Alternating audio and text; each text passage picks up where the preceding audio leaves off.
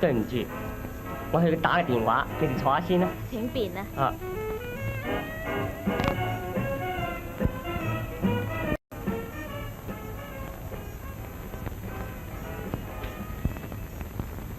係張大禮啊！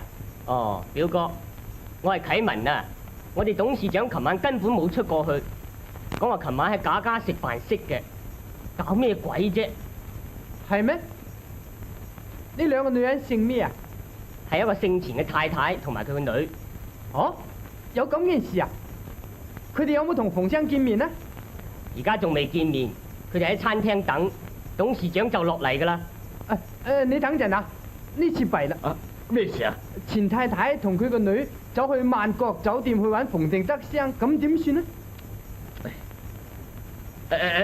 你快啲叫你表弟阻止馮定德同佢哋見面，你馬上去萬國酒店算啦。啟文啊，請你幫下忙，想辦法等佢哋啊，唔好同馮生見面，我即刻就嚟啦。咁你快啲嚟啦！